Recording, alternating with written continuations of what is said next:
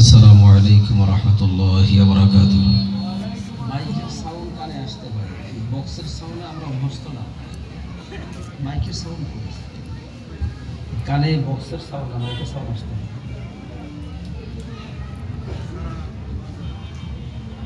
আমি আবার সালাম দিচ্ছি। আসসালামু আলাইকুম ওয়া রাহমাতুল্লাহি ওয়া বারাকাতুহু। ওয়ালাইকুম আসসালাম ওয়া রাহমাতুল্লাহি ওয়া বারাকাতুহু। نحمده ونستعينه ونستغفره ونؤمن به ونتوكل عليه ونعوذ بالله من شرور أنفسنا ومن سيئات أعمالنا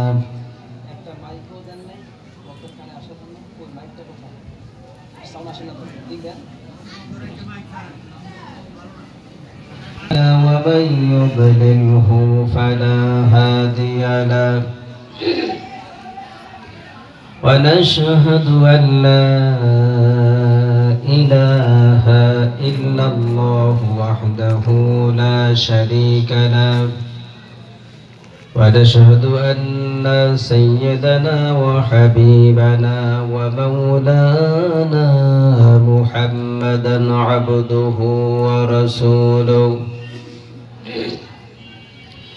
الذي أرسله بالحق بشيرا ونذيرا وداعيا إلى الله بإذنه وسراجا منيرا فقد قال الله تعالى في كلامه المجيد والفرقانه الحميد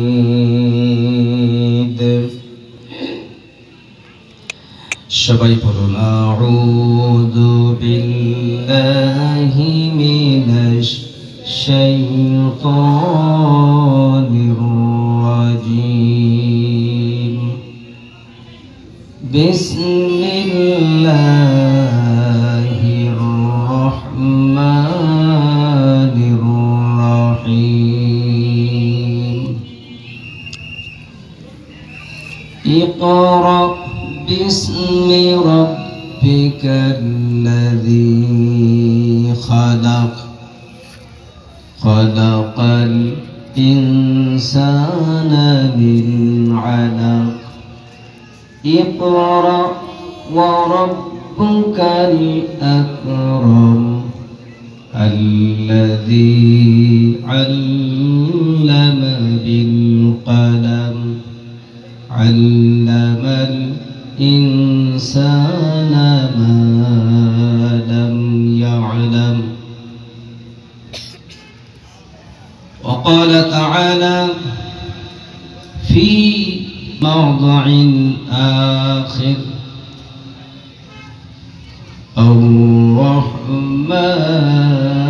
الرحمن علم القرآن خلق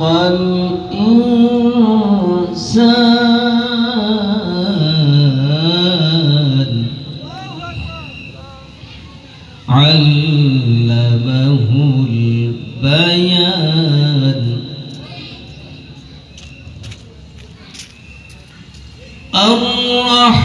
الرحمن علم القرآن خلق الإنسان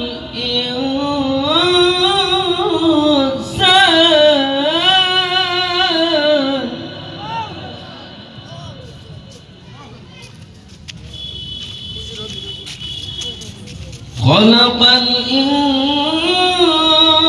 الإنسان علمه البيان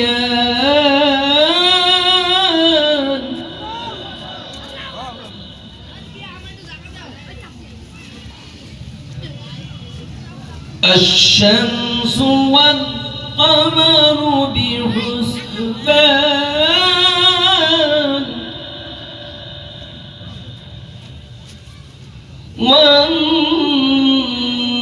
والنجم والشجر يسجدان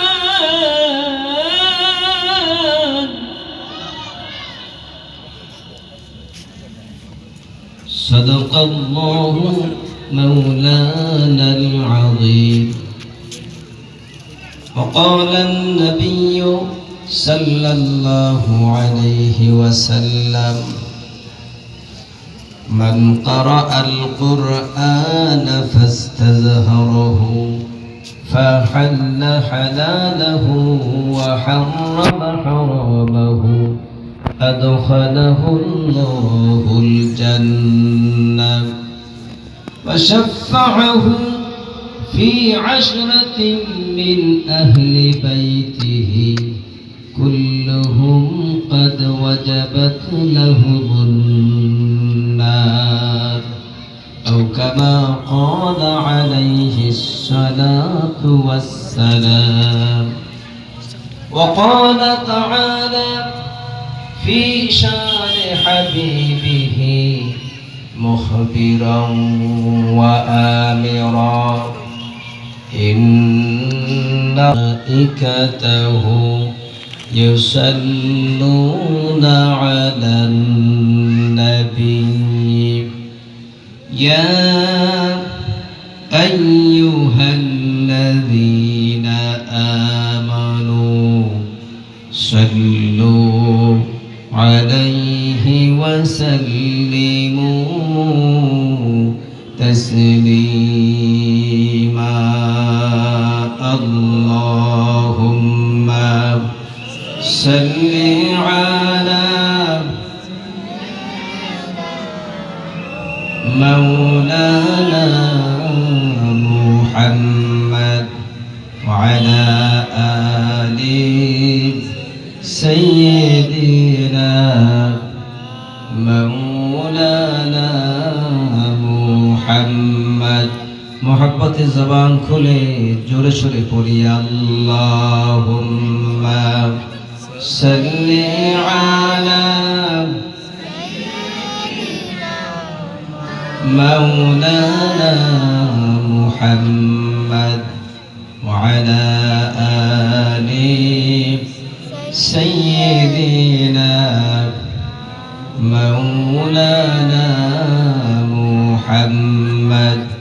ধন্য এশিয়া ধন্য মক্কা ধন্য আরব পুণ্য দেশ তোমাতে এসেছেন প্রথম নবী গো তোমাতে এসেছেন নবীর শেষ। আল্লাহুম্মা সাল্লি আলা مولانا محمد وعلى آل سيدنا مولانا محمد بلغ العلا بكماله كشف الدجى بجماله حسنت جميع خصاله صلوا عليه وآله. জনাব সভাপতি দিগার হাজরাতে ওলামায়ে কেরাম আজকের মাহফিলের সম্মানিত প্রধান অতিথি জনাব মোহাম্মদ ইয়াজ্জুল হোসেন, সম্মানিত ইউপি সদস্য পদপ্রার্থী ইয়ারপুর ইউনিয়ন 7 নং ওয়ার্ড, প্রধান মেহমান জনাব মোহাম্মদ রিপন শিকদার, সাধারণ সম্পাদক আশুলিয়া থানা জিয়া মঞ্চ। আজকের মাহফিলের মধ্যমণি বিশেষ আকর্ষণ, যার আকর্ষণে বক্তা রাখা শত সহস্র মানুষ অপেক্ষমান আছে এক নজর দেখার জন্য। ভারত ও বাংলাদেশে আলোড়ন সৃষ্টিকারী মিডিয়া ব্যক্তিত্ব 26 ইঞ্চি বক্তা প্রাসঙ্গিক মাওলানা মুহাম্মদ ওবায়দুল্লাহ বিন আফসারী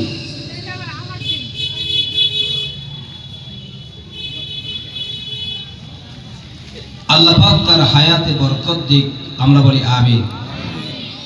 আমি একটু আস্তে সাউন্ড পছন্দ করি না, যদি আপনাদের শরীরে শক্তি থাকে একটু সাউন্ড জোরে দিবেন, একটু বলি আমিন। প্রধান আলোচক বর্তমান সময়ের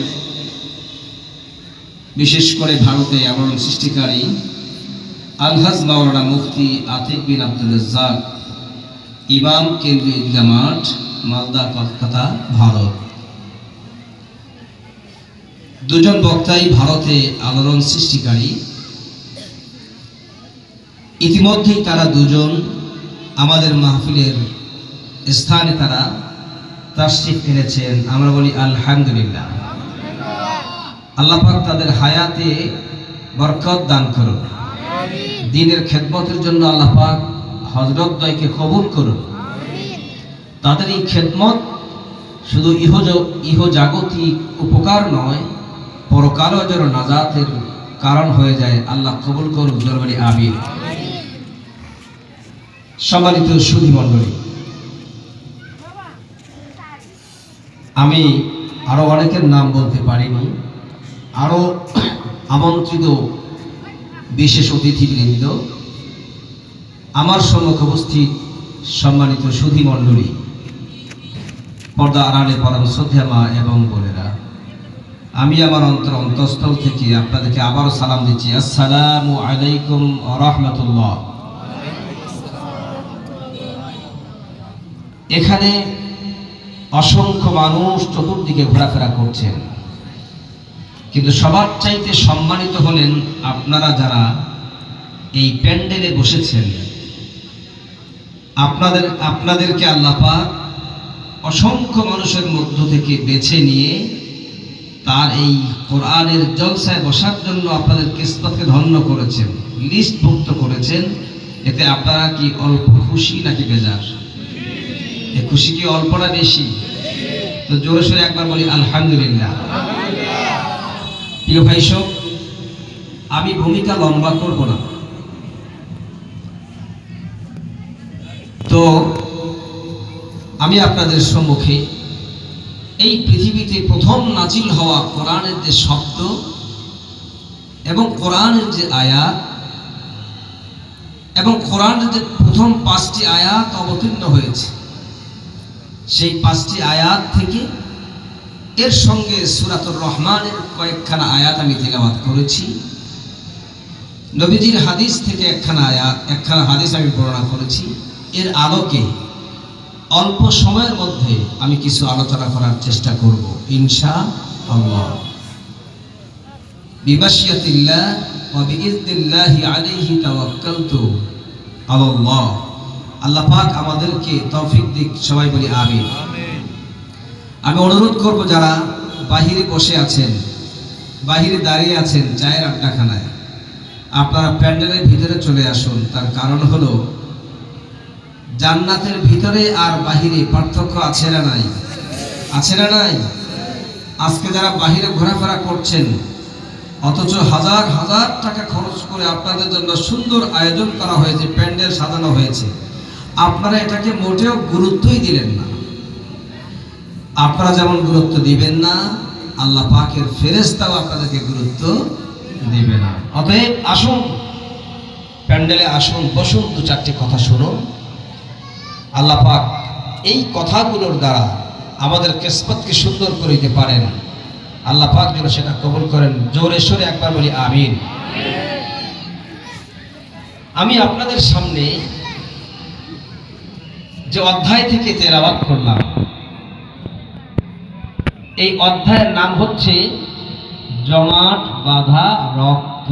আমার সঙ্গে বলতে হবে, এই অধ্যায়ের নাম কি? জমাট বাঁধা রক্ত।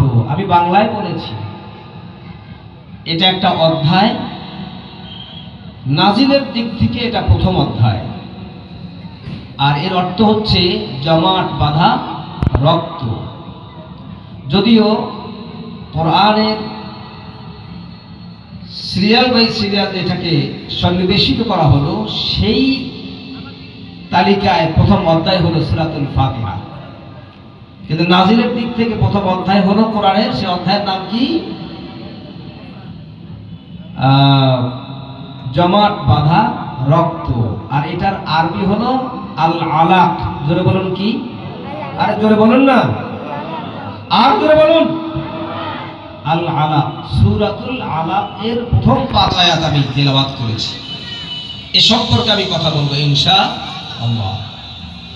আমরা যারা এখানে বসে আছি, আজকে আমার হাত আছে, পা আছে, চোখ আছে, কান আছে, নাক আছে, জিহ্বা আছে, সবকিছুই আছে। অথচ আমি আপনি একসময় এমনটি ছিলাম না, আমরা ছিলাম জমাট বাঁধা রক্ত। সেই জমাট বাঁধা রক্ত থেকে আপনাকে আমাকে যিনি সুন্দর একটি স্ট্রাকচার দিয়েছেন, একটি অবয়ব দিয়েছেন, একটি সুন্দর আকার আকৃতি দিয়েছেন, একটি গঠনমূলক স্বাস্থ্য চেহারা দিয়েছেন, তিনি কে? সে আল্লাহ পাক বলছেন, ইকরা বিসমি রাব্বিকাল্লাযী খলাক খলাকাল ইনসানা মিন আলাক ইকরা ওয়া রাব্বুকাল আকরাম الذي علم بالقلم علم الإنسان ما لم يعلم। এই ছেলেরা, একটা সাউন্ড চলবে না এখানে, মাইক ম্যান সহ কানে আসতে পারবে না। আমি আলোচনা করছি কোরআন থেকে। জরুর কোথা থেকে? চিৎকার দিয়ে বলতে, কোথা থেকে? আল্লাহ পাক বলছেন, ইকরা, পড়ো, শিখো, জানো, জ্ঞান অর্জন করো, বিস্মি, ওই নামের দ্বারা, আল্লাযী, যিনি, খলাক, তোমাকে সৃষ্টি করেছেন।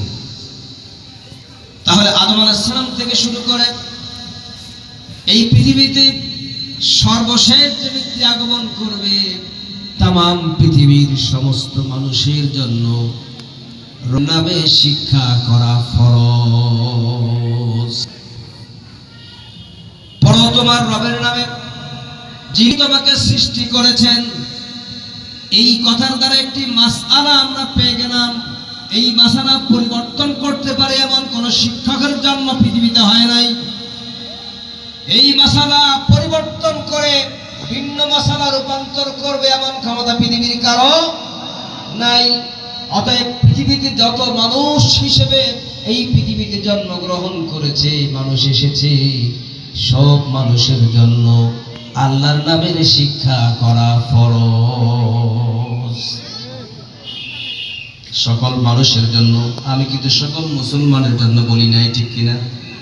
শুধু মুসলমানরাই কি মানুষ নাকি বলুন? শুধু মুসলমানরাই মানুষ? হিন্দুরা কি মানুষ নয়? বৌদ্ধরা কি মানুষ নয়? ইহুদিরা কি মানুষ নয়? চাকমারা কি মানুষ নয়? কোন ভেদাভেদ নাই। মানব আকৃতি দিয়ে আল্লাহ পাক যাদেরকে মানুষ হিসেবে সৃষ্টি করেছেন, এই পৃথিবীর কোন মানুষ হিংসা, বিদ্বেষ, অহংকার, ভাগাভাগি, ভিন্নতা আনতে পারবে না। তামাম পৃথিবীর সব মানুষ ঐক্যবদ্ধ ভাবে দাসত্ব করবে কার? ইকরা বিসমি রাব্বিকাল্লাযী খলাক খলাকাল ইনসানা মিন আলাক ইকরা ওয়া রাব্বুকাল আকরাম الذي علم بالقلم علم الإنسان ما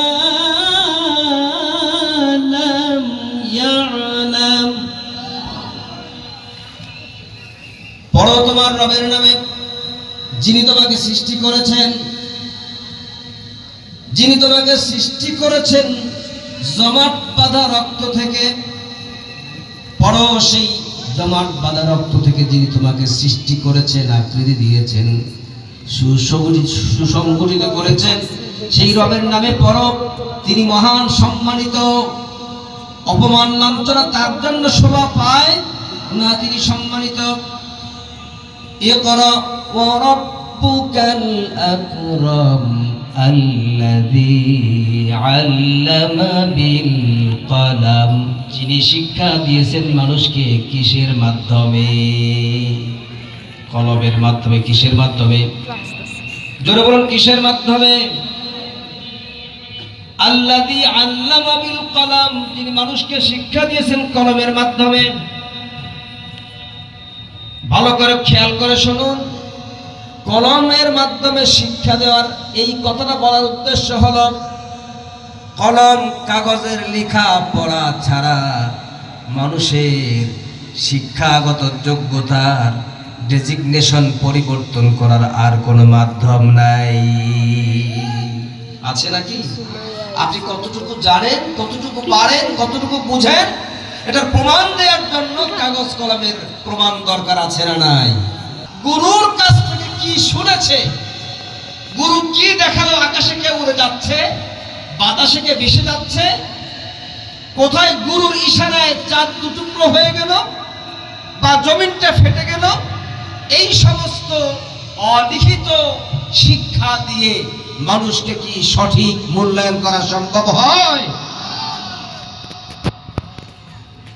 অতএব কাগজ কলমের শিক্ষা বাধ্যতামূলক। এই নির্দেশ কার? আবার ধরে বলতে হবে, নির্দেশ কার? নির্দেশ আল্লাহ পাক দিয়েছে কাগজ কলমের শিক্ষা। আর সেই কাগজ কলমের শিক্ষাই দেয়া হচ্ছে মারকাজুল কোরআন কওমি মাদ্রাসায়, ঠিক কিনা? মারকাজুল কোরআন কওমি মাদ্রাসা ঘোষবাগ মধ্যপাড়ায়, এই মাদ্রাসা সহ সারা পৃথিবীতে যতগুলো বিদ্যালয় আছে সব জায়গায় কাগজের কলমের শিক্ষা আছে না নাই? তবে হ্যাঁ, এই শিক্ষার মধ্যে আবার কিছু ডিভাইডেশন আছে। একটা হচ্ছে দুনিয়ামুখী শিক্ষা ব্যবস্থা, আর একটা হচ্ছে পরকালমুখী শিক্ষা ব্যবস্থা। এখন বলুন, আল্লাহ কোনটা শিখতে বলেছেন? আল্লাহ কোনটা শিখতে বলেছেন? উত্তর হলো না। আল্লাহ শুধু পরকালমুখী শিক্ষার কথা বলেননি। ইহকালটা কার? জোরে বল, সাউন্ড দিবেন জোরে। ইহকাল কার? এই দুনিয়ার জীবনটা কার? পরকালের জীবনটা কার? সব কে দিয়েছেন? অতএব আপনাকে ইহকালীন শিক্ষা আর পরকালীন শিক্ষা উভয় শিক্ষাই শিখতে হবে। এটাই হলো চূড়ান্ত কথা। কারণ যদি আপনাকে শুধুমাত্র পরকালীন শিক্ষার জন্যই বলা হবে, তাহলে আপনি কেন ভূগোল শিখবেন? কেন আপনি অঙ্ক শিখবেন? ইতিহাস কেন শিখবেন? জিওলজিক্যাল সায়েন্স কেন আপনি শিখবেন? মডার্ন সায়েন্স কেন আপনি শিখবেন? মেডিকেল সায়েন্স কেন আপনি শিখবেন? ইকোনমিক্যাল সায়েন্স আপনি কেন শিখবেন? হিস্টোরিক্যাল সায়েন্স আপনি কেন শিখবেন? তার মানে হলো, পৃথিবীতে যত শিক্ষা আবিষ্কৃত হয়েছে সব শিক্ষাই কার দেয়া? রবের দেয়া। এবং সব শিক্ষারই প্রয়োজন আছে বিধায় তিনি দিয়েছেন, ঠিক কিনা বলুন? একজন মানুষ যখন অসুস্থ হয়ে থাকে, তার হার্ট যখন অসুস্থ হয়ে পড়ে, দুর্বল হয়ে পড়ে, কিংবা হার্টে ব্লাড সার্কুলেশন যখন স্টপ হয়ে যায়, মানুষটা তখন মারা যায়। সেজন্য এই ব্লাড সার্কুলেশনকে সচল করার জন্য এই বুকটাকে মাঝখান দিয়ে ফেরে দুই দিকে সরিয়ে দিয়ে ভিতর থেকে হার্টটাকে বের করে একটা স্ট্রেচারের মধ্যে রেখে এটাকে পরিষ্কার পরিচ্ছন্ন করে আবার স্থাপন করে, ঠিক না ঠিক? আচ্ছা, এই যদি শুধু পরকালীন শিক্ষাই দরকার হতো, এটা কি দরকার ছিল না? কথা বলুন, এটা কি মানুষ করতে পারতো? রাসূল করিম সাল্লাল্লাহু আলাইহি ওয়াসাল্লামের কনিষ্ঠ স্ত্রী উম্মুল মুমিনিন হযরতে মা আয়েশা সিদ্দিকা রাদিয়াল্লাহু তাআলা আনহা, তিনি কিন্তু অপারেশন বিদ্যায় পারদর্শী ছিলেন। জোরে বলেন না সুবহানাল্লাহ। তিনি এই যে আপনার সার্জিক্যাল বিদ্যা, অপারেশন করার পারদর্শী ছিলেন কে? রাসূলুল্লাহর সর্বকনিষ্ঠ স্ত্রী মা হযরতে আয়েশা সিদ্দিকা রাদিয়াল্লাহু তাআলা আনহা। প্রিয় ভাই সব, তার মানে হলো অঙ্কের শিক্ষা হোক, ভূগোলের শিক্ষা হোক, বিজ্ঞানের শিক্ষা হোক, হিস্টোরিক্যাল শিক্ষা হোক, ইহকালীন শিক্ষা, পরকালীন শিক্ষা, যত শিক্ষাই আছে সকল শিক্ষাই শিখতে হবে। আর সেটা শিখতে